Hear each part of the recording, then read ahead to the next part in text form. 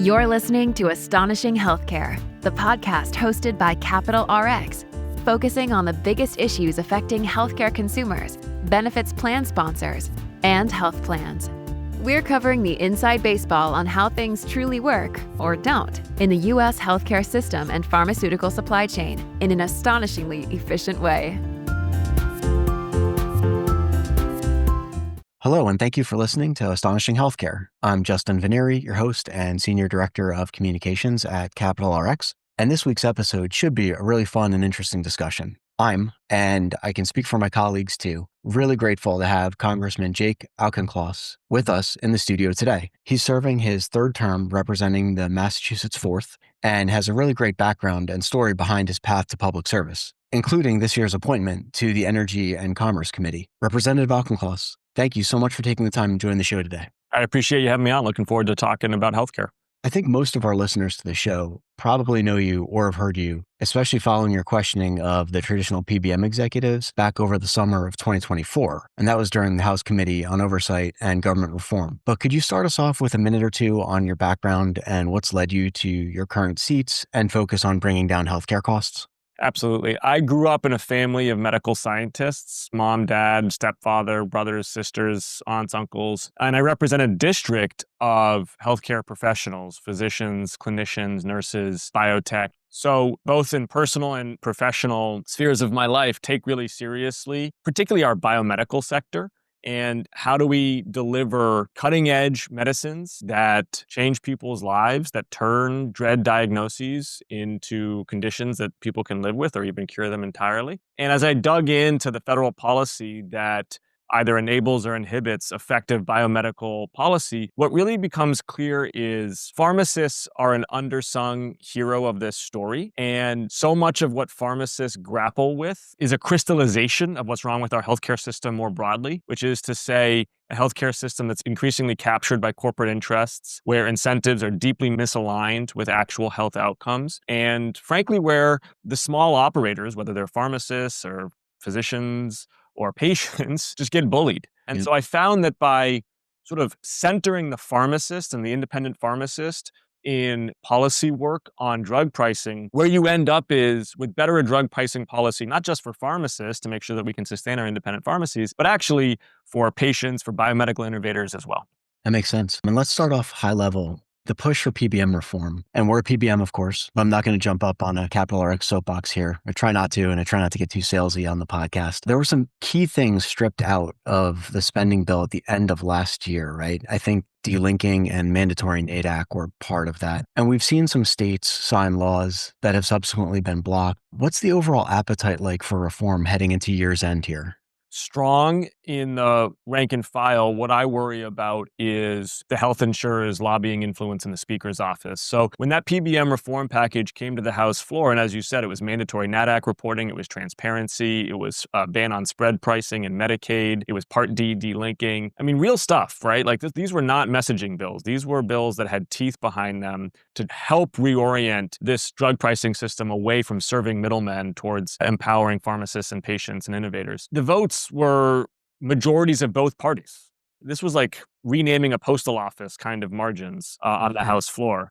And that doesn't happen very often, right? Particularly in healthcare policy, which can get extremely challenging on partisan lines. So this is very promising. And then the health insurance corporations, which, own these pharmacy benefit managers, the big three, they clearly got to the speaker. And I know what they say in these meetings, right? I've been in these meetings. They'll claim that the premiums will go up. They'll say, if you try to cut out our gross to net rent seeking, we will have to raise premiums, and you don't want that, and just kill this quietly. And that's clearly what happened. Okay. And part two of this question, what do you think the federal government should be doing as it relates to the U.S. healthcare economy? What jobs should the government be doing to promote growth, competition, and health and wellness? Absolutely. So big picture right now, healthcare premiums are going up double digits year over year. I talk to municipalities, I talk to employers, talk to families. They're seeing their premiums go up 15, 20% here in Massachusetts, right? Wages are going up single digits. Profits, if you're an employer, are going up single digits. Local taxes, if you're a municipality, are going up single digits. So if healthcare premiums are going up double digits, everything else is going up single digits, what you are seeing is healthcare costs are eating the economy from the inside out. And that's not sustainable. It's not sustainable for Americans. Not sustainable for the federal government, which spends a tremendous amount of money on healthcare through Medicare, Medicaid, ERISA tax exemptions, et cetera. So what do we have to do? Really, what we have to do is take out costs through three mechanisms. First, we have to cut government regulations that are holding back competition. Competition is a good thing. Competition lowers prices. Great example of that is if we are seeing within the drug pricing sphere, either evergreening by big pharmaceutical companies that hold back biosimilars or generics, we should push back on that because when biosimilars and generics come to market, you see huge drops in prices. Just in the biosimilar market, put aside the generics for small molecule. Just in the biosimilar market, there was probably about $100 billion of invoice spend on biologics that could go to biosimilar. They're already expired, their market exclusivity, but no biosimilar is on market. That's basically $100 billion lying on the table for the US healthcare system to take off the table with biosimilar production. So we got to promote competition there. Same thing, of course, with the PBMs, right? The startup PBMs, the flat rate, transparent PBMs, should be empowered to compete against these big three monopolistic incumbents who take hundreds of billions of dollars off the table every year, and no one can figure out exactly what they're doing to earn all that value. Number two, we should be promoting technology that takes out cost. So, give you an example, one of the biggest drivers of cost in the US healthcare system is long-term services and supports for the elderly population. That's growing at a tremendous rate. And the thing about long-term services and supports is it's very labor intensive. You've got full-time caregivers around the clock, very expensive for Medicaid, very expensive for commercial insurers or for life insurers. And technology for hospital at home, whether it's remote monitoring, whether it is fall prevention devices, whether it is interventions for social isolation done in conjunction with senior living facilities, both high-tech and kind of basic tech, injecting different processes and technology into very labor-intensive, low-productivity segments of our healthcare that are growing fast in cost can really take out a lot of that cost. And then the final thing is we just got to be willing to challenge corporate interests that are keeping prices high. Right? You look at the United Health Group and their upcoding of Medicare Advantage. You look at this unbelievable, just a bald greed of these group purchasing organizations that the for-profit insurers have put together overseas in Switzerland and Ireland. This type of self-dealing, frankly, neither party has been aggressive enough. And we've really got to peel the bark off of corporate interests that are trying to extract value from healthcare and they don't deliver anything in return. Yeah, I think in general, the promotion of competition, the support of new technology and the access to new technology certainly helps. And at home, that's a great example because of the burden on the caregivers too, right? Anything that makes their job a little easier is great. It's a win-win-win. And it's not just technology for the treatment, it's also technology for prevention. So for example, we're on track right now for 15 million Americans to have Alzheimer's disease by 2050. 15 million. Each of those individuals would have 3 caregivers. Roughly. That's 45 million Americans caring for another 15 million Americans with Alzheimer's. That's 60 million Americans either out of the labor force because of disease or because of caring for someone with disease. That's eye-wateringly expensive, of course, but also opportunity costs for our economy, not to mention a tremendous moral and emotional burden on us. Like, how about we cure Alzheimer's disease? You know, let's make that our moonshot. You got Elon Musk talking about going to Mars. Great if he wants to go to Mars. I'm much more interested in curing Alzheimer's disease as our moonshot as a country. That directly impacts tens of millions of Americans right now. And if you talk to the best scientists, they'll tell you very candidly, you know, we're still in the early innings of how to cure Alzheimer's disease. We can sort of squint and see some of the hypotheses. You know, we probably know how to do some screening, how to do some prevention, but we have a lot of work to do. And it's hard to think of higher return on investment than investing in the data infrastructure, the talent, the basic science, the clinical trials for an Alzheimer's disease prevention program. Yeah, I remember my past life doing a ton of research on the promising compounds that were coming through pipelines for Alzheimer's. And it's just been astonishing that nothing has actually not working. Yeah. Yep. It's amyloid hypothesis and the rest really haven't played out. And we just need first principles thinking on it. Agree on that point. And so I'd love to hear about the progress you've made, just switching gears a little bit with your Pharmacist Fight Back bill. And I can link that and some other items in the show notes. Tell us the key provisions there and perhaps any underappreciated aspects of the bill from your perspective. Very excited about this. So last Congress, I introduced Pharmacists Fight Back, the strongest PBM reform legislation introduced at the federal level. And it was bipartisan in conception and in introduction, and ultimately got about 60 co-sponsors on both sides of the aisle, which was a strong showing for an inaugural bill. This bill does a number of things. Probably the most impactful for pharmacists is that it guarantees NADAC-based cost plus pricing plus a dispensing fee. So no more of this. For some drugs, you're losing tons of money. For some drugs, you're making all the money back, and you're on this roller coaster of liquidity every month. Oh, PS, the big three PBMs are trying to do clawbacks or DIRs or other sort of tactics that are really in service of their interests, but not yours as a small business owner. No, now we do mandatory NADAC reporting, and then you are being paid a restored for cost, given a cost plus margin, and then a dispensing fee. We also, in this bill, prevent steering and sort of skinny networks that the big PBMs would use to try to bully independent pharmacies and to self-deal for PBM-affiliated pharmacies. Those are the central ones. There's other elements in this bill. I'm reintroducing this Congress. It'll be bipartisan again. We'll have it scoped to different committees' jurisdictions to make it more likely to move now that we've introduced last term with such bipartisan support. We're ready to move this thing. And I'm confident that what we're doing is we're skating to where the puck is going. Oh, that's great. Just one note is, even though, this is not federal law yet, it's already, I think, being a template for state level laws. And you raised that before, right? We're seeing that, as is healthy in this democracy, you're seeing states sometimes act faster than the federal government will in innovative policy. And we're seeing these kinds of actions becoming the basis for some state level reforms, Georgia, New York, elsewhere. No, for sure. And I love the hockey analogy as I still play these days. Limping around at home with a little bit of a sprained knee because of it, but I'll live. We definitely appreciate the push on NADAC as it's our preferred price benchmark because there really isn't a better alternative right now, at least that we can find. Now, forgive me if this is a silly follow-up question. There are at least a couple of other bills with PBM reform in them, right? How closely do you monitor progress with those, just out of curiosity? I'm a co-sponsor of most of them. Okay. PBM reform has been a bipartisan issue. I like to keep it that way. There's really no need to, in almost any respect, do partisan PBM reform legislation. I actually think at this point, it probably sets back the cause to do it that way. I think of PBM reform as being three gears that sort of grind in synergy with one another. The first gear is legislation, state and federal, that helps to level the playing field.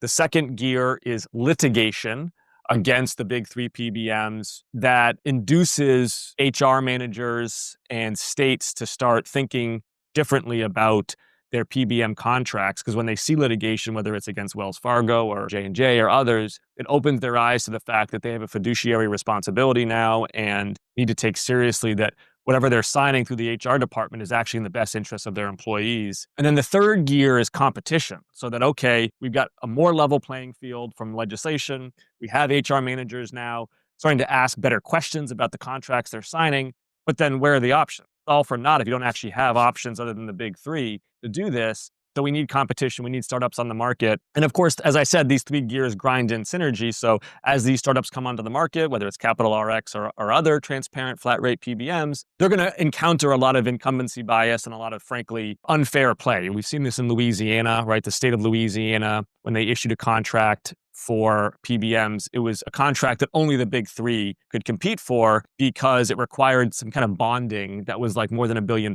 right? Like if you're a startup PBM, you couldn't put down that kind of bonding. That's an example of the kind of tactic that, okay, now we come back to the legislation and litigation to further level that playing field and further create a healthy competitive market. Yeah, it's definitely been an uphill battle, but it certainly seems like from all the signs we see and others that we compete with, that the buyer here, the payer, has gotten a lot smarter in recent years and is much more aware of the issues. Kudos to the Consolidated Appropriations Act and Department of Labor, but also just the heavy lift of education and evidence, right? And on that note, drug prices and data. During your recent hearings, we've heard you dig into some specifics, like really nicely, whether it's referencing NADAC or drug prices or potential savings related to biosimilars, like you were alluding to earlier. I'm curious, when you start to dive into the data, how receptive are your counterparts? And the House committee was awesome, of course, but what happened in the wake of that, and how do people respond to the data you're bringing to the table? It's highly resonant, because if a constituent of mine went into Star Market and bought some bagels, and the bagels cost $7 in Star Market, and they walked across the street and they bought those same bagels at Stop and Shop and they cost $400, they'd be like, well, I mean, what's happening? The bagels are the same bagels. what's going on here. And when you talk about generic drugs, though, you are literally talking about price swings in that same range. I mean, you can walk across the street between different pharmacies and have the price for drugs have a variance of 10x, sometimes even 100x, right? And there's a lot of reasons for that, and you know them better than me. One of the core reasons, though, is the abuse of specialty steering by the big three PBMs, where they slap this label on generic drugs called specialty, which has no clinical meaning. It's entirely a business formulation. And they use that designation to justify what is really just rent seeking. They're just taking margin. And by exposing that with the data that I laid forth in the hearings, I think you're just confronting people with a reality that just doesn't make sense, right? People want bagels to roughly cost what bagels cost wherever they buy them. And the same thing is true for drugs. And, as you said, NADAC and NADAC cost plus pricing is the way that we got to get there. One thing that has popped up a lot recently, if we can talk a little bit about price controls, do you think that will work here? How might the industry adapt? So the short answer is price controls. I don't believe in price controls. Price controls have been tried across a variety of sectors throughout history, right? Whether it's rent controls or gasoline controls or wage controls in World War II in the 1970s. And what they do is that they lead to shortages. It's kind of Econ 101 is that when you try to do price controls, you get shortages of the good in question. What actually lowers prices is competition. Over and over again, we see that what lowers prices is competition. That doesn't mean that the government shouldn't negotiate prices. I think opponents of the Medicare drug price negotiation bill that was passed under Biden will say it's a price control. There's some validity in that statement in the sense that, yes, the government has a huge amount of negotiating leverage and it can feel, I think, to the industry as though they can't really say no, but it is a negotiation. They can, in fact, say no. And there's nothing wrong with using your buying power to negotiate a better price. I mean, that is what markets do. You use your buying power to negotiate good prices. What I think is important, though, is that we don't lose sight on the most effective mechanism that we have to make drugs go cheap, which is genericization. You have a period of market exclusivity that the innovators have earned because they've taken big risks on their biomedical portfolio. Most of them fail. A couple of them succeed. They earn back a return on that investment, risk-adjusted return on that investment. And then it goes generic without undue delay. And that genericization process is the reason why Americans actually pay less for generic drugs than Europeans pay for generic drugs. And 93% of all drugs that are prescribed are generic drugs. So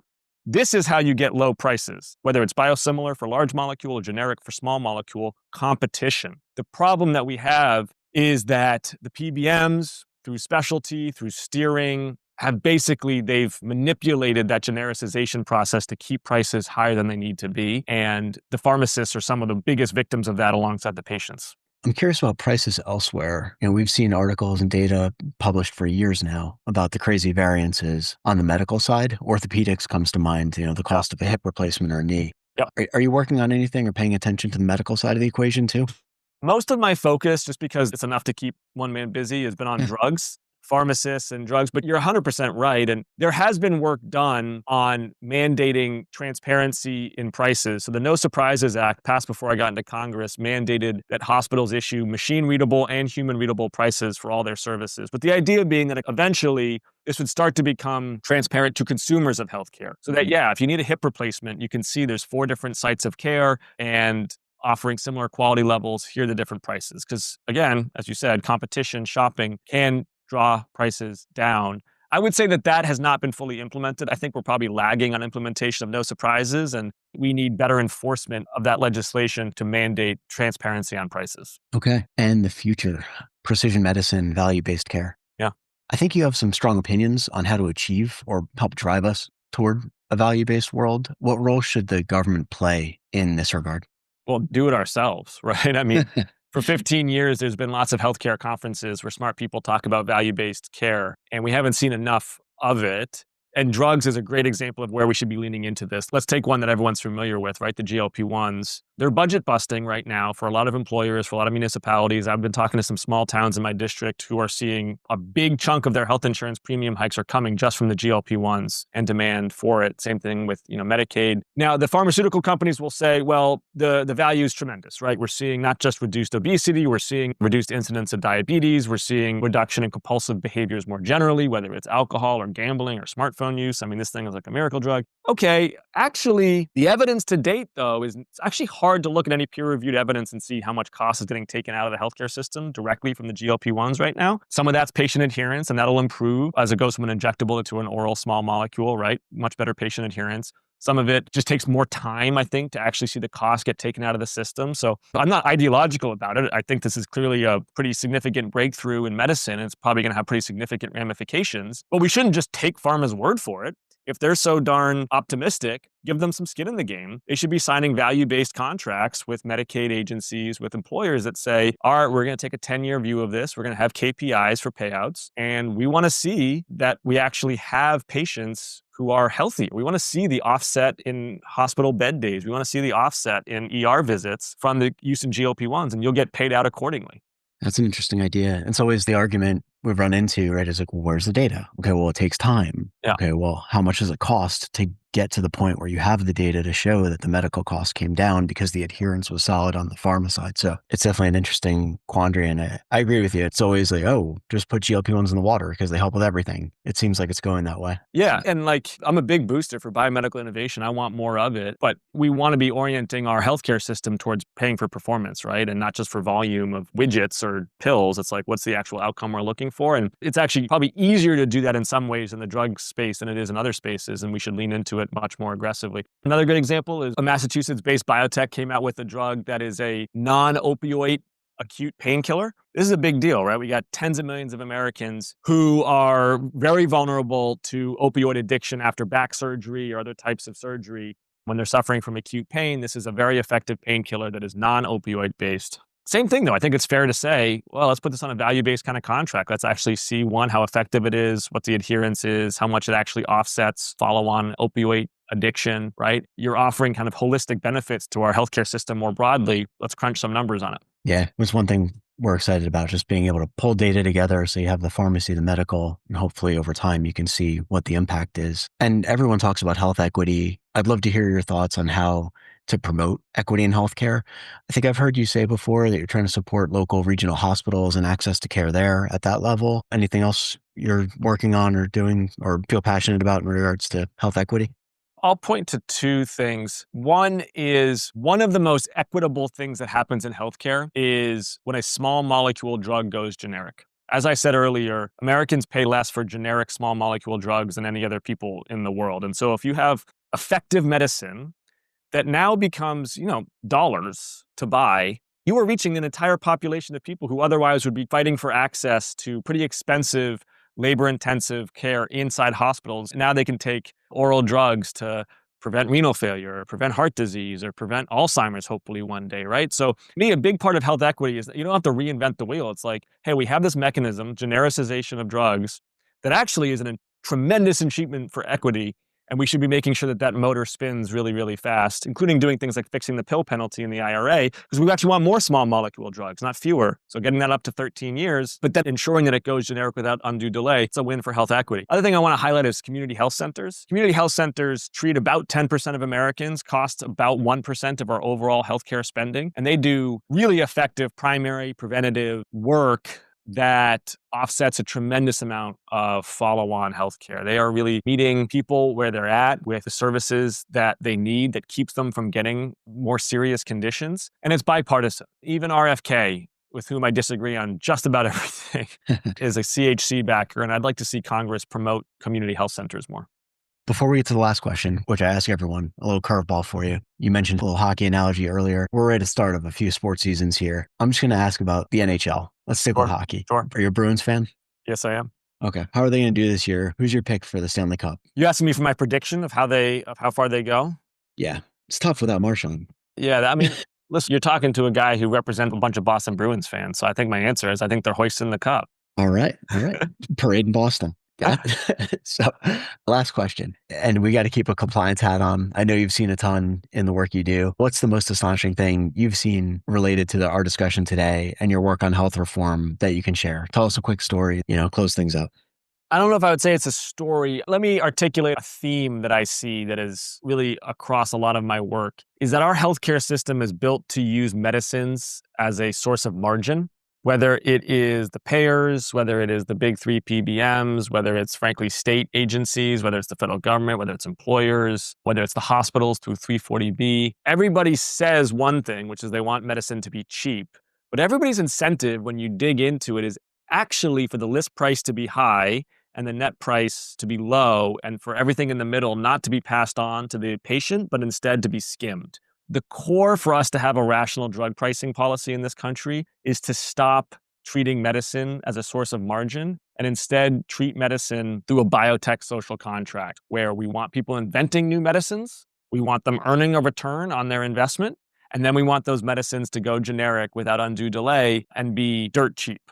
I completely agree. It is a wild thing to see, that gross to net bubble and how big it's gotten over the years. And I think the latest IQVIA report has us pegged at over $1 trillion in gross spending on drugs this year, which is, AJ always says, our CEO, back when he started, it was a little over $100 billion. So like, we're sitting here with a 10x, and the US population certainly isn't up 10x. There's definitely something going on there that can be deflated. Jake, thank you so much for taking the time today. Really appreciate you sharing your thoughts and insights with us, and I hope everything goes well for you when you go back into session, and look forward to staying in touch. Justin, thanks for having me on. Be well. Thank you for listening to Astonishing Healthcare by Capital RX. Head over to cap-rx.com/insights and visit the podcast section for show notes and other relevant content. If you liked this episode, be sure to subscribe so you don't miss the next one. And definitely share the link to the show with your network if you enjoyed it. Have a great rest of your day.